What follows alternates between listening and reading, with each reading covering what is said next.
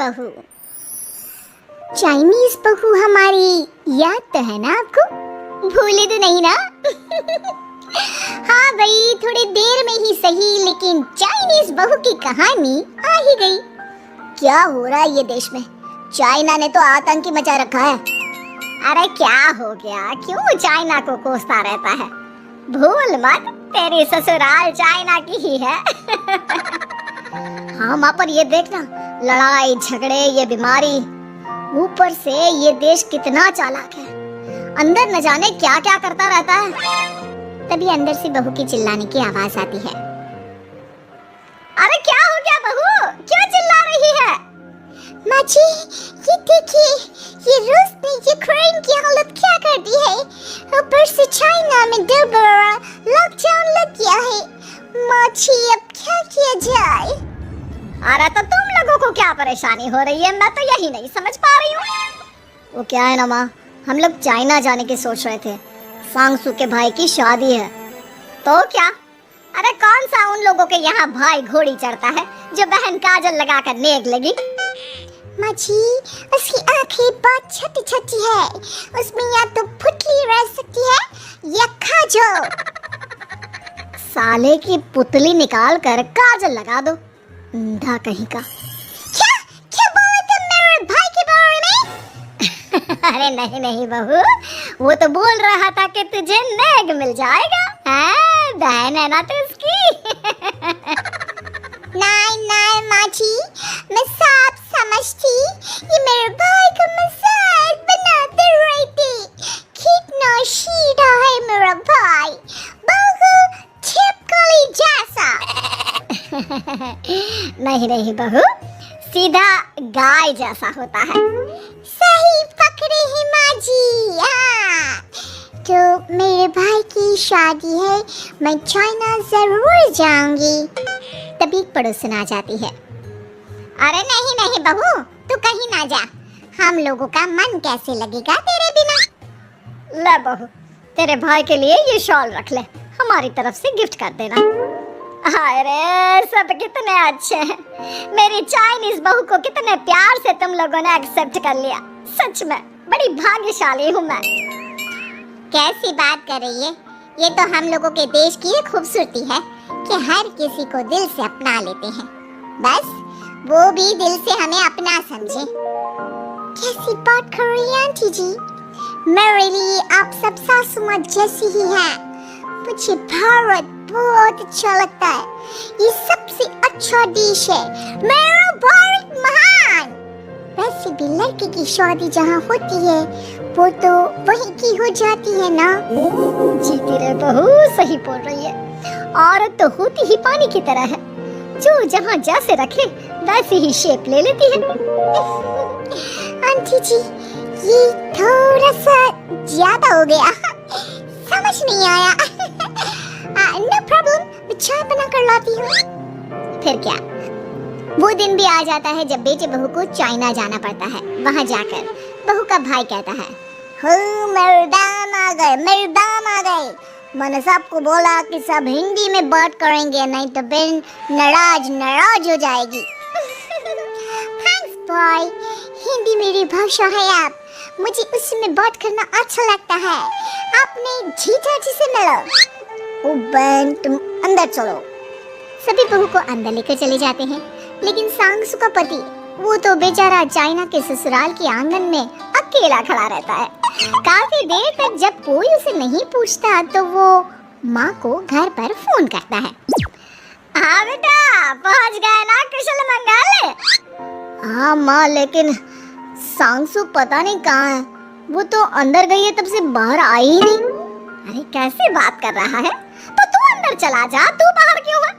अरे दामाद है तुम वहाँ का, उन लोगों ने तुझे बिठाया, चाय पानी कुछ नहीं पूछा? नहीं ना माँ। तभी सामने से सांगसू आती है। क्यों आप अभी तक तैयार नहीं हुए? और ये बैग लेकर क्यों कमरे से बाहर आए? इसे वहीं रख देती। कमरा?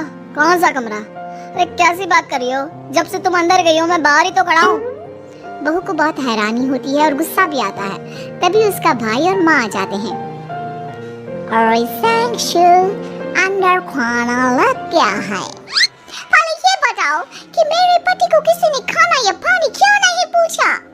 वो भारत से ससुराल पहली बार आया है, वो भी मेरे कहने पर।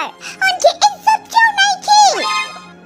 देख बेटी, तूने जबरदस्ती जिद में शादी की थी तो हम लोगों ने कर दी, लेकिन अब तुम ये सोचो, पूरी चाइना में मैं इस इंडियन को अपना दामाद बताऊं?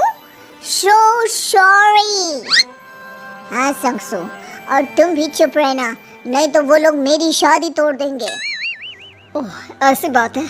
कोई बात नहीं, मैं बाहर होटल में रह लेता हूँ, तुम वही करो जो ये लोग चाहते हैं। कैसी बात कर रहे हो? शादी के बाद पति जैसा भी हो, जो भी हो, पति होता है।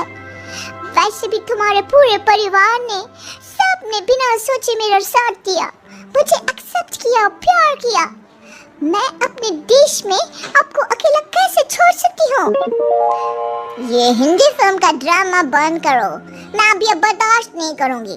चुपचाप अंदर चलो, नहीं तो ये शादी वादी यहीं खत्म करके इसे अकेला ही इंडिया जाना पड़ेगा। कैसी बात कर रही है अम्मा? ये मेरे पति है नहीं था। हम लोगों ने यहाँ वकील को बुला लिया है, जिसके बाद अब तेरा तलाक करा के हम यहाँ के चाइनीज लड़के से तेरी शादी करा देंगे। अरे कैसी बात कर रहे हो? हम तो यहाँ तुम्हारी शादी के लिए आए थे। नहीं, मैं सांगसू के बिना नहीं रह सकता हूँ।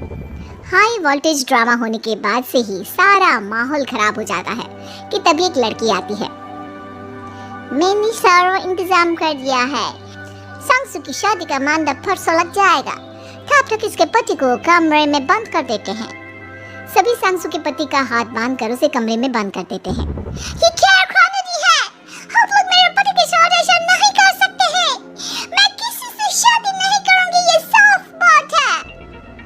पहले मैं अपनी शादी करूं, फिर तेरी भी शादी करवा दूंगा। सब कुछ तय हो जाता है, भाई की शादी हो जाती है। फिर वो दिन भी आ जाता है जब सांगसू की शादी वो लोग जबरदस्ती करने के लिए उसे मंडप पर ले जाते हैं। ऐसा मत करो, ये मेरी बीवी है। मैं किसी से शादी नहीं करूंगी। कैसे नहीं करेगी शादी? शादी तो तेरा बाप भी करेगा। हो, मैं करूंगा शादी। प्लीज कोई मेरी शादी किसी अच्छा औरत से करवा दे। चुप, बिल्कुल चुप। फिर माँ सांगसू और उसके पति से कहती है, तुम लोगों का बच्चा मेरी कैद में है। अगर तुम लोगों ने कोई भी होशियारी की तो मैं इस बच्चे को मार दूंगी। दोनों माँ का रूप देखकर हैरान हो जाते हैं। बच्चे की खातिर दोनों शांत हो जाते हैं और शादी की रस्में शुरू हो जाती है कि तभी सांगसू की सास पुलिस के साथ आ जाती है।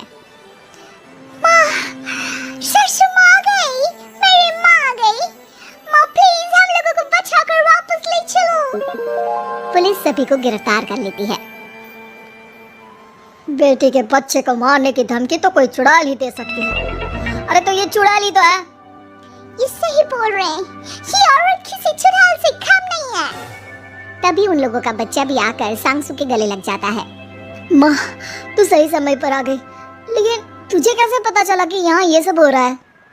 बेटा, ये चाइनीज लोग ना होते ही धोखेबाज है। इन लोगों पर मुझे भरोसा नहीं था, इसलिए मैंने तेरे फोन को हमेशा के लिए मेरे फोन से अटैच कर दिया था, जिससे तेरे आसपास होने वाली सारी बात मैं सुनती रहूं। उस दिन भी मेरी तेरी बात हो रही थी तो तेरा फोन ऑन था, मैं सब समझ गई थी। मुझे माफ कर दो। नहीं, बिल्कुल नहीं। चलिए माँ जी, इनके वापस चलते हैं। आज के बाद मैं यहाँ कभी नहीं आऊंगी।